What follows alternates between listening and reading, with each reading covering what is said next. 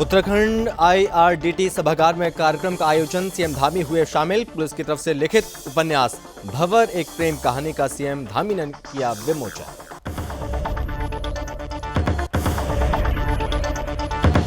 नैनीताल दौरे पर मुख्यमंत्री के विशेष प्रमुख सचिव अभिनव कुमार ने सूचना विभाग के अधिकारियों के साथ बैठक की। बैठक में 4 धाम यात्रा को लेकर की गई चर्चा। बैठक में सचिव ने सभी समस्याओं को सुना।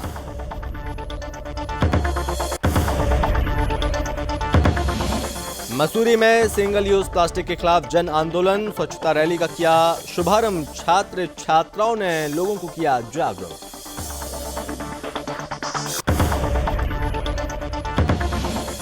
मुख्यमंत्री के विशेष प्रमुख सचिव अभिनव कुमार पहुंचे नैनीताल। प्रमुख सचिव ने अंतर्राष्ट्रीय स्टेडियम और स्पोर्ट्स कॉम्प्लेक्स का किया निरीक्षण। खेल विभाग के अधिकारियों को दिए निर्देश।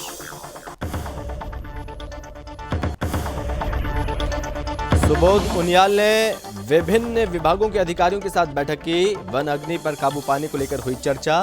वन मंत्री ने अधिकारियों को दिए निर्देश।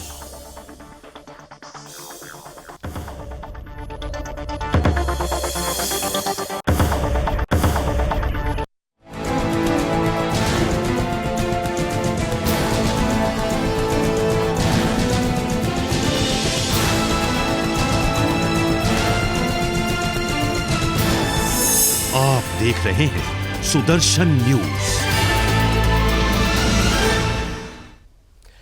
नमस्कार, बहुत स्वागत है आप सभी का अपने उत्तराखंड में। मैं हूं आपके साथ संभव गुप्ता।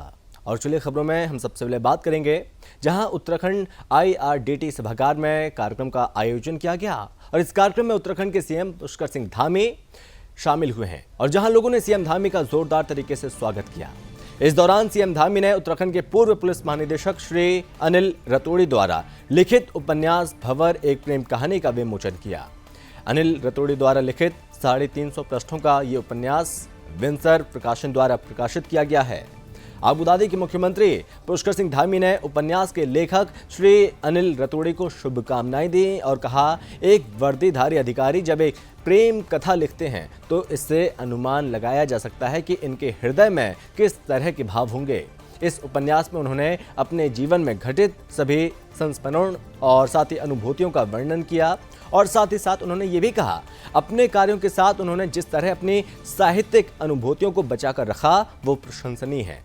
वहीं मुख्यमंत्री ने यह भी कहा, इस उपन्यास के माध्यम से मानव जीवन के विभिन्न पहलुओं को दर्शाने का सराहनीय प्रयास किया गया। उन्होंने कहा, कोई भी कार्य तब ज्यादा अच्छा होता है जब हम उस कार्य को करने के लिए स्वतंत्र हों।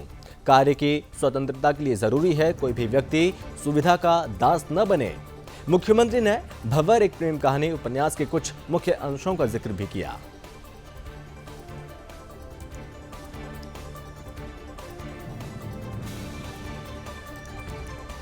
जनपद नैनीताल के दौरे में मुख्यमंत्री के विशेष प्रमुख सचिव अभिनव कुमार ने सर्किट हाउस काठ गोदाम में सूचना विभाग के अधिकारियों की बैठक ली। इस बैठक में अभिनव कुमार ने कहा कि सूचना विभाग के 4 धाम यात्रा का प्रचार प्रसार किया जा रहा है। उन्होंने कहा कि 2 साल बाद ये यात्रा शुरू हुई। उन्होंने जनता से भी अपील की, 4 धाम यात्रा करते वक्त सावधानी बरतें। और बैठक में सचिव ने सूचना विभाग और पत्रकारों से वार्ता की, उन सभी समस्याओं को सुना और साथ ही उन्होंने ये भी कहा, अपनी किसी भी समस्या को उनके नंबर पर मैसेज के माध्यम से दे सकते हैं। साथ ही उन्होंने ये कहा कि विभाग और पत्रकारों की समस्या को प्राथमिकता से निर्धारित समय अवधि में निस्तारित कर सूचित किया जाएगा। वहीं बैठक में पत्रकारों की तरफ से अवगत कराया गया कि विगत लंबे समय से मान्यता की बैठक नहीं हुई और जिससे लंबे समय से इस क्षेत्र में कार्य कर रहे प्रेस प्रतिनिधियों को मान्यता का लाभ नहीं मिल पा रहा है। इस बैठक में सूचना विभाग के अधिकारियों ने सभी समस्याओं से अवगत कराया और जिस पर उन्होंने समस्याओं का समाधान के निर्देश दिए।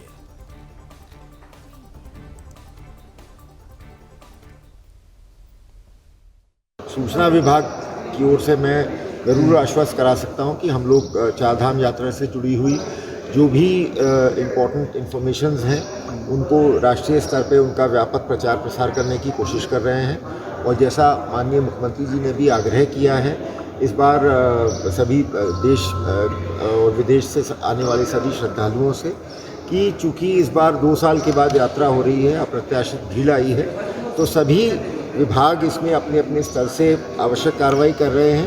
ये समस्या इस ओर अभी हम लोगों ने डिटेल इस बारे में डिस्कशन नहीं हो पाया है, और ये अच्छा किया आप लोग मेरे इसको संज्ञान में लाए हैं। इस पर भी मैं देहरादून में जाके सूचना विभाग के जो वरिष्ठ अधिकारी हैं उनसे विचार विमर्श करके इसका भी कुछ हल निकालें।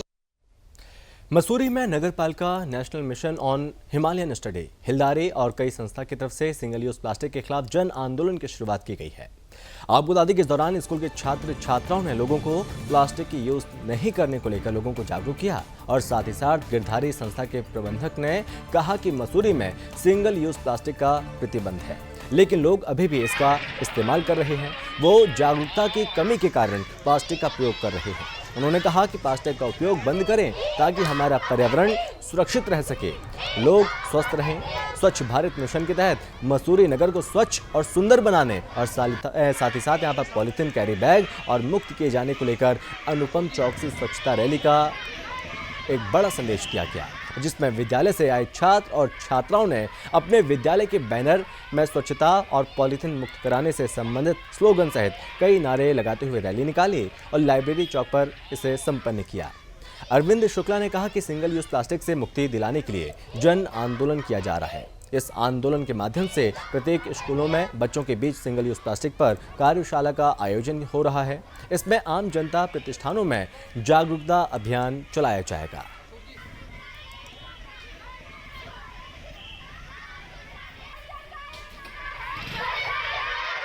हम लोगों को ये इसलिए जागरूक करना चाहते हैं क्योंकि आजकल स्वच्छता पर कुछ ज़्यादा ही रोक दिया जा रहा है, क्योंकि हमारे देश में प्रदूषण इन सब की बहुत ज़्यादा समस्या है, और इसलिए हम लोगों को जागरूक करना चाहते हैं कि अपने देश में कभी भी कूड़ा कचरा ना फैलाएं। आज तो रैली हम लोगों ने 4 विद्यालयों को मिला करके निकाली गई है, लेकिन ये अभियान 1 महीने चलने वाला है। हमारी टीम और नेशनल हिमालयन स्टडी की टीम और हिलदारी और कीन और नगर पालिका ये सब मिल करके प्रत्येक विद्यालय में जाएंगे, और विद्यालय में जाने के बाद जो है कूड़े के प्रति इनको संवेदनशील बनाया जाएगा और इनको जानकारी दी जाएगी कि गीला, सूखा, हानिकारक और जैविक कूड़ा क्या है और कैसे इसका निपटान कराना है। और साथ ही साथ प्रत्येक विद्यालय के अंदर ये शपथ ली जाएगी कि चाहे स्टूडेंट हो या शिक्षक हो या शिक्षिकाएं हो, अपने विद्यालय प्रांगण के अंदर किसी भी तरीके से प्लास्टिक का यूज़ नहीं करेंगे और ना ही प्लास्टिक ले करके आएंगे। मुख्यमंत्री के विशेष प्रमुख सचिव अभिनव कुमार नैनीताल पहुंचे, जहां मुख्यमंत्री के विशेष प्रमुख सचिव अभिनव कुमार ने गोलापार स्थित अंतर्राष्ट्रीय स्टेडियम और साथ ही साथ स्पोर्ट कॉम्प्लेक्स का निरीक्षण किया। इस दौरान खेल विभाग के अधिकारियों को स्टेडियम निर्माण के छूटे हुए कार्य पूरे करने के निर्देश दिए, और इस दौरान उन्होंने अगले 6 महीने के अंदर अंतर्राष्ट्रीय स्टेडियम के अधूरे पड़े कार्यों को पूरा करते हुए उसके संचालन की रूपरेखा तैयार करने का निर्देश दिया। और साथ ही साथ उन्होंने कहा कि हल्द्वानी में ये स्टेडियम और स्पोर्ट्स कॉम्प्लेक्स कुमाऊं भर के युवा खिलाड़ियों के लिए वरदान साबित होगा। नैनीताल का अंतर्राष्ट्रीय स्टेडियम और साथ ही स्पोर्ट्स कॉम्प्लेक्स 173 करोड़ रुपए की लागत से तैयार किया जा रहा है। और इतना ही नहीं, उन्होंने ये भी कहा कि स्टेडियम को निजी हाथों पर दिए जाने पर भी शासन स्तर पर विचार किया जाएगा। खेल प्रतिभाओं को बढ़ावा देने के लिए सरकार की तरफ से लगातार प्रयास हो रहे हैं, जिससे पहाड़ की प्रतिभाओं को आगे आने का मौका मिले।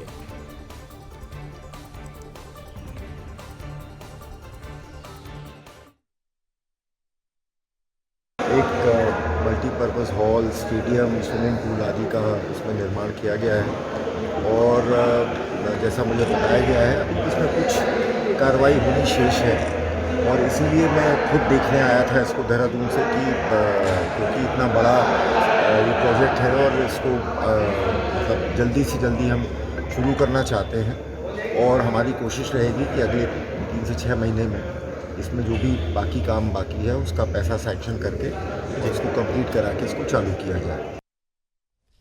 क्षेत्रीय विधायक और प्रदेश के वन एवं तकनीकी शिक्षा मंत्री सुबोध उनियाल ने नगर पंचायत गजा के तहसील भवन में विभिन्न विभागों के अधिकारियों की बैठक की। इस बैठक का मुख्य बिंदु वन अग्नि पर काबू पाना था, और बैठक के दौरान वन मंत्री सुबोध उनियाल ने कहा कि वन अग्नि पर तत्परता से काबू पाने के लिए पहली बार नवाचार प्रयोग के तौर पर एक्टिव कमेटियों का गठन किया जा रहा है, जिसमें जिलाधिकारी की अध्यक्षता में जिले में कमेटी का गठन कर दिया गया। और जिलाधिकारी को शामिल करने से रेवेन्यू डिपार्टमेंट की भूमिका भी अहम और महत्वपूर्ण होगी। उन्होंने कहा कि इस दूरगामी सोच के साथ हर ग्राम सभा में फायर कमेटी का गठन किया जाएगा। प्रधान इस कमेटी अध्यक्ष होंगे और साथ ही वन पंचायत के सरपंच, युवक मंगल और महिला मंडल दलों के प्रतिनिधि सहित फॉरेस्ट, रेवेन्यू डिपार्टमेंट के कर्मचारी इसमें शामिल होंगे। वन मंत्री ने कहा कि वन पंचायत एक्ट के संशोधन इसमें किए जा रहे हैं। इस कार्यक्रम के तहत वनों में फलदार वृक्षों को प्राथमिकता के साथ लगाए जाने की तैयारी की जा रही है ताकि ये लोगों के लिए आर्थिकी का जरिया बने और लोगों का रुझान बढ़े।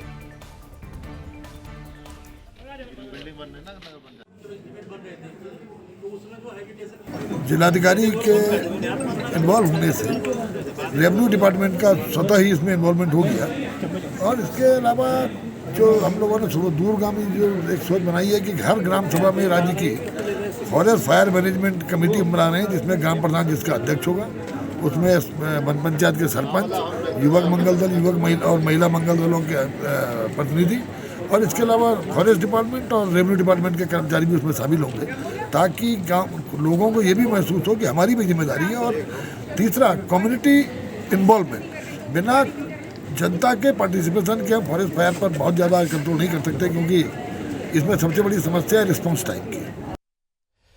कुंभ नगरी देवप्रयाग में गंगा स्नान और रघुनाथ मंदिर में पूजा अर्चना के बाद बाबा विश्वनाथ और मां जगदीशिला की 23वीं डोली रथ यात्रा शुक्रवार को कमलेश्वर मंदिर श्रीनगर के लिए रवाना हुई। इससे पहले डोली यात्रा पहली बार नरसिंह मंदिर मुनेट पहुंची। यात्रा के दर्शन के लिए स्थानीय लोगों और तीर्थ यात्रियों ने भी दर्शन किए, आशीर्वाद लिया। गंगा मैया के जयकारे के साथ डोली ने संगम पर स्नान किया। आपको बता दें, ये रथ यात्रा 11 मई को हरिद्वार से मंत्री प्रसाद नैथानी की अगुवाई में निकली थी और जहां विश्व शांति और कल्याण के लिए प्रार्थना की गई। 23वीं बार आयोजित डोली यात्रा को 13 जिलों से गुजरते हुए 165 तीर्थ स्थानों पर जाना है और जिससे बाबा विश्वनाथ के 1000 धाम स्थापना का संकल्प पूरा हो सके। पिछली बार ये डोली 141 तीर्थ स्थानों पर गई थी। इस मौके पर मंत्री प्रसाद नैथानी ने कहा, उत्तराखंड देवभूमि मानी जाती है और जहां दूर दूर से लोग तीर्थ यात्रा के लिए आते हैं और उत्तराखंड की पौराणिक परंपराओं और संस्कृति से देश भर के लोगों का ध्यान देवभूमि की ओर आकर्षित होता है।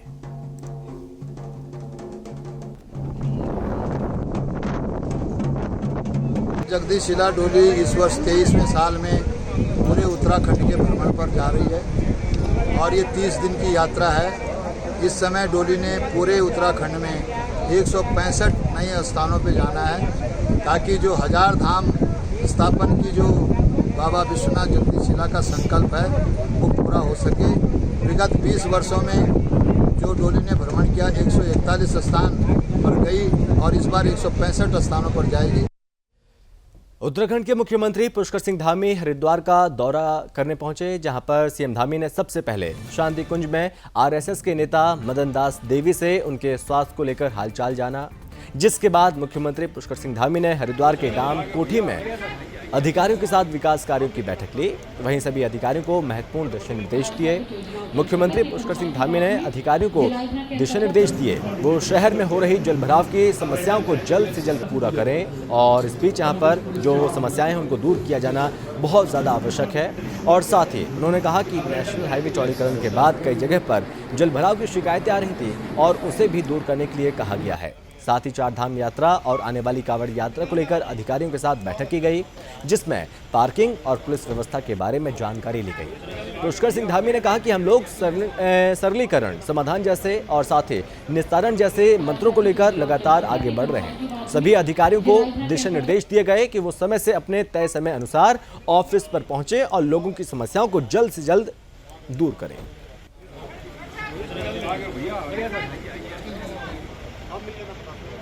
के बाद जो रोडों का चौड़ीकरण हुआ है, जो नालियाँ बनी हैं पानी निकलने के लिए हाईवे से, उसके अलावा जो पुराने समय में जो पानी का निकास होता था उसमें कुछ अवरोध हर जगह पर पैदा हो जाते हैं। उसको लेकर हमने कहा है कि दोनों ही रास्ते निकाले जाए, इससे कि जल भराव की स्थिति सड़कों के अलावा अन्य जगह पर भी न हो, तो उसने कहा है। और साथ ही जो है जो हमारी 4 धाम यात्रा इस समय चल रही है, आने वाले समय में कांवड़ यात्रा चलनी है, उन सबके संबंध में विद्युत आपूर्ति है, पेयजल है, हमारा जो है पार्किंग की व्यवस्था है, पुलिसिंग की व्यवस्था है, सभी पर जो है बात की है। सर, अधिकारियों को किस तरह के निर्देश दिए? देखिए, हम लोग सरलीकरण, समाधान और निस्तारण, इन मंत्रों को लेकर लगातार आगे बढ़ रहे हैं। लालकुआं के हल्दूचौड़ देवरामपुर ग्राम में महिलाओं ने हंगामा किया। आबूदादी की महिलाओं ने एक स्टोन क्रशर के अंदर खोदे जा रहे खड्डे को लेकर विरोध जताया और भारी संख्या में ग्रामीणों ने स्टोन क्रशर गेट पर बैठकर प्रदर्शन किया। महिलाओं का कहना है कि वो लगातार प्रशासन को पत्र देकर विरोध जता चुके हैं, लेकिन प्रशासन उनकी सुनने को तैयार नहीं है। यहां सभी ग्रामीणों ने 3 दिन पहले ही तहसीलदार को भी ज्ञापन देकर क्रशर के अंदर खोदे जा रहे गड्ढे के विषय में जानकारी दी थी, लेकिन शासन ने कोई कार्रवाई नहीं की और जिससे नाराज होकर उन्होंने स्टोन क्रशर के मेन गेट पर धरना देते हुए विरोध जताया और साथ ही महिलाओं ने स्टोन क्रशर के मालिक को कहा कि विशालकाय खड्डे को खोदना बंद करें, नहीं तो क्षेत्र के लोग स्टोन क्रशर का भारी विरोध करेंगे और साथ ही स्टोन क्रशर से बिक्री के लिए जाने वाले वाहनों को भी रोका जाएगा। फिलहाल महिलाओं ने प्रशासन से मांग की और कहा कि स्टोन क्रशर के अंदर खोदे जा रहे गड्ढे को रोका जाए।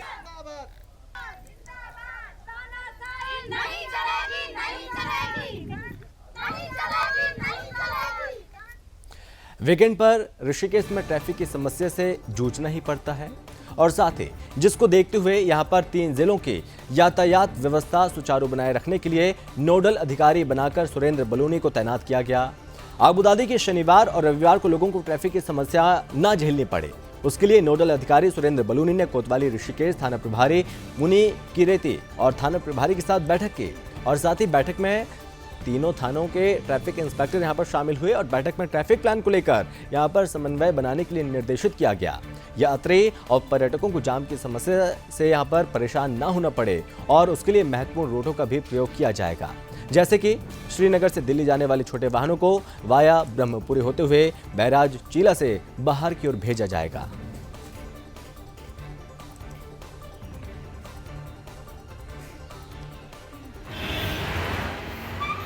जैसा आपको मालूम है कि डीजीपी महोदय द्वारा सीओ टिहरी को नोडल अधिकारी के रूप में नियुक्त किया गया है कि जो कि तीनों जिलों देहरादून और टिहरी और पौड़ी इनमें सामंजस्य बिठा के रखेंगे।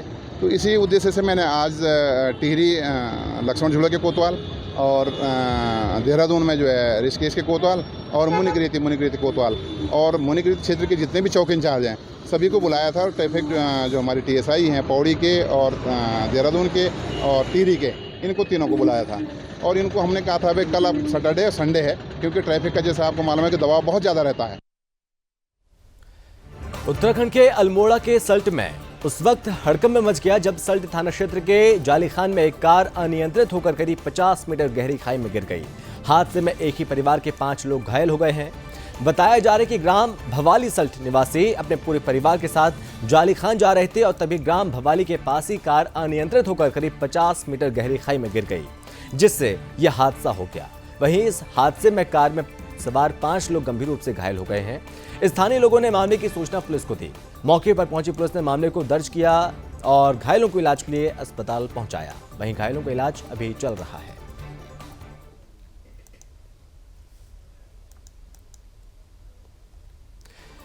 उत्तराखंड के यमुनोत्री धाम में दीवार धंस गई। अचानक दीवार धंसने से आवाजाही पूरी तरह से बंद हो गई। यहां पर आबूदादी की 10,000 से ज्यादा लोग फंसे हुए हैं। बताया जा रहा है कि यहां पर सड़क खोलने में 3 दिन का समय लग सकता है और इस बीच भारी वाहनों पर पूरी तरह से प्रतिबंध लगा दिया गया। दरअसल 4 धाम की यात्रा करने आए भक्त भी यहां पर फंसे हुए हैं। पुलिस प्रशासन की तरफ से सड़क खोलने का पूरी तरह से प्रयास हो रहा है।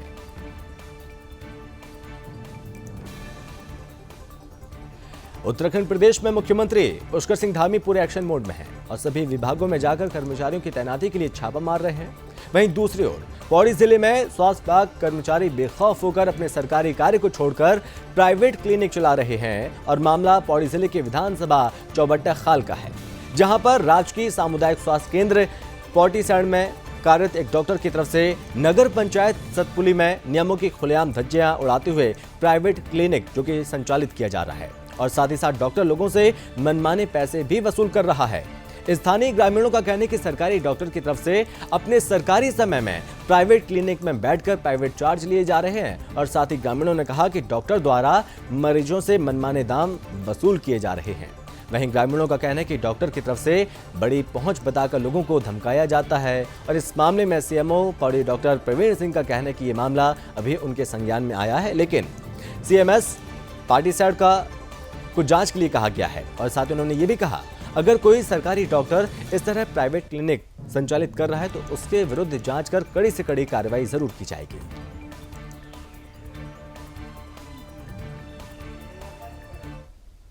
तरह का तो कोई मेरे संज्ञान में नहीं आया है मामला, और आप ही के द्वारा भी ये जो अवगत कराया गया है मुझे, इस संबंध में मैं अपने एमओआईसी से भी मैंने अभी जो है पूछताछ की है, और इसकी जांच करा के जो भी अगर ऐसा कृत्य है तो निश्चित रूप से इनके ऊपर कार्रवाई की जाएगी। नहीं, ये हमारे यहाँ वैसे अस्पताल में डॉक्टर नहीं है पोस्टेड, ये RBSK में रखे गए हैं, राष्ट्रीय बाल स्वास्थ्य कार्यक्रम के अंतर्गत, और उसमें जो है आयुर्वेद वालों को भी रखा गया है। नहीं, क्लिनिक में अगर एलोपैथिक दवाई दे रहे हैं वो एक अलग इशू आ जाता है। देखिए ना, पहली बात तो ये क्लिनिक ही जो है उन्होंने कैसे खोला है, लेकिन अगर उसमें क्लिनिक में बैठ कर के भी आयुर्वेदिक दवाई दे रखे हैं तो वो अलग विषय हो गया, उसकी अलग से जांच कराई जाएगी। आयुर्वेदिक डॉक्टर जो है अंग्रेजी दवाई नहीं लिख सकते। दूसरा ये है कि सुबह 5 बजे कोई जो है आंगनवाड़ी का हमने सुनने में नहीं आया कि आंगनवाड़ी सुबह 5 बजे जो है खुलती हो। तो क्या लगता है इससे कहीं ना कहीं डॉक्टर साहब, अब इसमें या तो प्रशासन की वो है इसमें चूक, या डॉक्टर साहब जी अगर बता रहे हैं ऐसा तो गलत है। तो कहीं ना कहीं लापरवाही है, लापरवाही है इसमें प्रशासन को संज्ञान लेना चाहिए। आज एक प्राइवेट क्लिनिक खोल सकता है डॉक्टर आम ड्यूटी पे? नियमानुसार तो जो है सरकारी डॉक्टर जो है अपना क्लिनिक नहीं खोल सकता, बाकी अब सब ऐसे ही चल रहे हैं। स्थानीय लोगों द्वारा मेरे को कई बार अवगत कराया गया कि जो नगर पंचायत सतपुली में एक सरकारी डॉक्टर है और वो सरकारी डॉक्टर यहाँ पर एक प्राइवेट क्लिनिक चला रहा है, जो कि बिल्कुल नियमों के विरुद्ध है। और जो हमने भी देखा है या कई लोगों ने भी हमें बताया है कि वो डॉक्टर जो है यहाँ पर सुबह 9 बजे से ही अपने क्लिनिक पे बैठ जाता है। तो सुबह 9 बजे का जो समय है वो अपने संस्थानों में जाने का है, और डॉक्टर को जब पूछा जाता है कि आप सरकारी टाइम में आपका तो आज ड्यूटी का टाइम है और सुबह 9 बजे 10 बजे आप अपने क्लिनिक में बैठे हैं, तो डॉक्टर का जवाब यह देखने को मिलता है कि मैं सुबह 5 बजे से अपनी ड्यूटी पर हूँ। संज्ञान में आया है वो एक डॉक्टर का है जो सरकारी हॉस्पिटल में है, और उनके द्वारा जो है सतपुली में एक क्लिनिक चलाया जा रहा है, निजी क्लिनिक। तो ये मामला जो है काफ़ी समय से चल रहा है, और इस मामले में मेरे ख्याल से CMO सर ने भी कुछ कार्रवाई करने की बात कही है।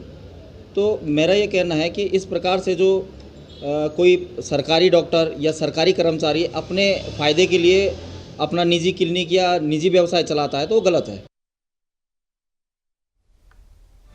7 जून से गैरसैंण में विधानसभा सत्र की घोषणा की गई है और धामी सरकार के बजट पर सभी की निगाहें हैं। खास बात यह है कि बजट पहले संवाद कार्यक्रम कर CM धामी ने लोगों से राय ली और जिसके बाद बजट को लेकर लोगों की उम्मीदें बढ़ गई हैं। आपको बता दें कि 7 जून से गैरसैंण में विधानसभा सत्र होगा और इसी सत्र में धामी सरकार अपना बजट भी पेश करेगी और इसके साथ ही आर्थिक सर्वेक्षण भी आएगा।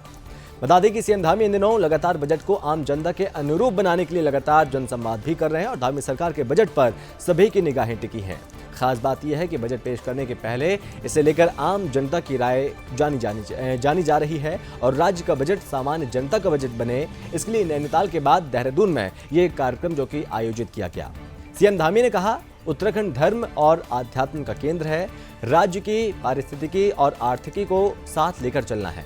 उत्तराखंड आत्मनिर्भर तभी बनेगा जब हम सब अपने दायित्वों का सही ढंग से निर्वहन करें और सरकार की ओर से तैयार किए जा रहे बजट में आम जनता के साथ ही कई क्षेत्रों के विशेषज्ञों की भागीदारी सुनिश्चित हो। इसके लिए बजट पूर्व संवाद कार्यक्रम की प्रक्रिया शुरू की गई है, जिसमें उद्योग, व्यापार, होटल, पर्यटन, कृषि, विभिन्न क्षेत्रों के विशेषज्ञों के सुझाव प्राप्त हुए। इन सुझावों का समावेश बजट में किया जाएगा।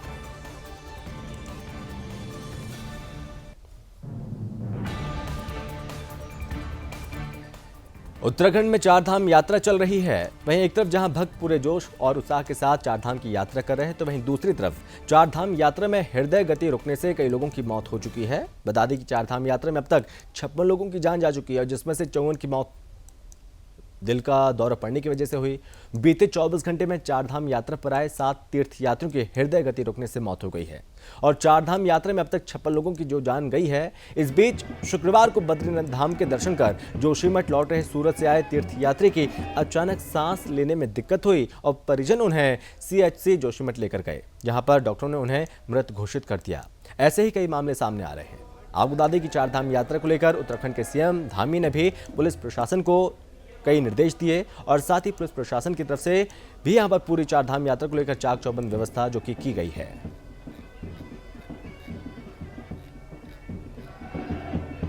करेंगे पंजाब की आम आदमी पार्टी सरकार में शिक्षा मंत्री और खेल और युवा सेवा विभाग मंत्री गुरमीत सिंह धर्मनगरी हरिद्वार पहुंचे और हरिद्वार में स्थित जगदीश स्वरूप आश्रम में भागवत कथा के आयोजन में वो शामिल हुए। शिक्षा मंत्री गुरमीत सिंह का संत समाज और आयोजन कार्यकर्ताओं ने यहां पर स्वागत किया। बता दें कि पंजाब के कैबिनेट मंत्री बनने के बाद पंजाब सरकार में शिक्षा मंत्री गुरमीत सिंह पहली बार हरिद्वार पहुंचे, जहां उन्होंने कहा कि मैं यहां संतों का आशीर्वाद लेने आया हूं और पंजाब सरकार अच्छे से कार्य करती रहे, यही परमात्मा से आशीर्वाद की कामना की है। भक्तों के आगे रखेंगे। बोलो सतगुरुदेव की। सो मैं जो भी संगत अज इत्थे भगवत गीता ਦੇ ਵਿੱਚ ਜਿਹੜਾ ਸਮਾਗਮ ਚੱਲ ਰਿਹਾ ਉਹਦੇ ਵਿੱਚ ਸ਼ਾਮਲ ਹੋਏ। ਭਗਵਾਨ ਪ੍ਰਭੂ ਅੱਗੇ ਹੀ ਅਰਦਾਸ ਹੈ ਕਿ ਸਾਰਿਆਂ ਨੂੰ ਸਮਤ ਬਖਸ਼ੇ ਤੇ ਪਰਮਾਤਮਾ ਦਾ ਜਿਹੜਾ ਦਰਸਾਇਆ ਹੋਇਆ ਰਸਤਾ ਉਹਦੇ ਤੇ ਚੱਲਣ ਦਾ ਬਲ ਬਖਸ਼ੇ ਤੇ ਉਹਦੇ ਨਾਲ ਸਾਨੂੰ ਸਾਡੀ ਸਰਕਾਰ ਨੂੰ ਵੀ, ਕਿਉਂਕਿ ਲੋਕਾਂ ਨੇ ਬਹੁਤ ਵੱਡਾ ਮੈਂਡੇਟ ਦਿੱਤਾ, ਮੈਨੂੰ ਵੀ ਮੇਰੇ ਸਾਥੀਆਂ ਨੂੰ ਵੀ ਪਰਮਾਤਮਾ ਬਲ ਬਖਸ਼ੇ, ਹਿੰਮਤ ਬਖਸ਼ੇ ਕਿ ਅਸੀਂ ਲੋਕਾਂ ਦੀਆਂ ਉਮੀਦਾਂ ਤੇ ਖਰੇ ਉਤਰ ਸਕੀਏ। रामनगर में अवैध भूमि पर कब्जा करने नगरपालिका को 74 लाख रुपए का नुकसान पहुंचाने का मामला सामने आया। बता दें कि रामनगर कोर्ट में नगरपालिका की तरफ से पूर्व पालिका अध्यक्ष भागीरथ लाल चौधरी के खिलाफ दायर किए गए मामले में पूर्व पालिका अध्यक्ष को कोर्ट ने राहत दे दी है।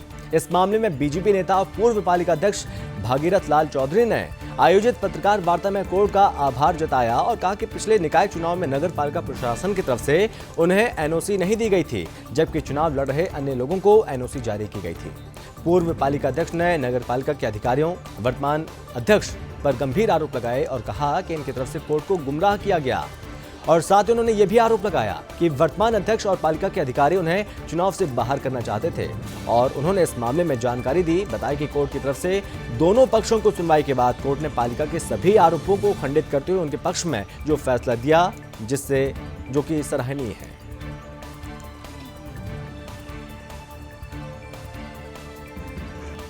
प्रेस वार्ता का कारण ये था कि मेरे खिलाफ 2018 में इस नगर पालिका के तत्कालीन अध्यक्ष, उनके अधिशासी अधिकारियों ने बड़ी साजिश के तौर पे मेरा नामांकन रोका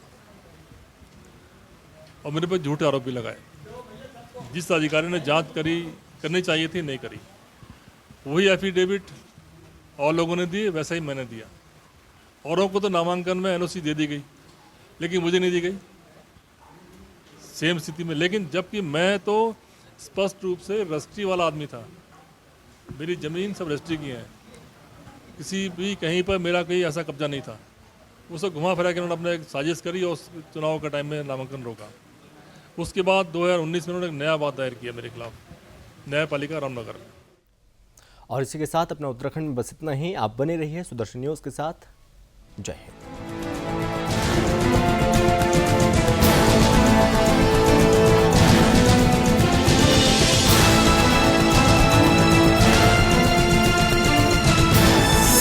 आप देख रहे हैं सुदर्शन न्यूज।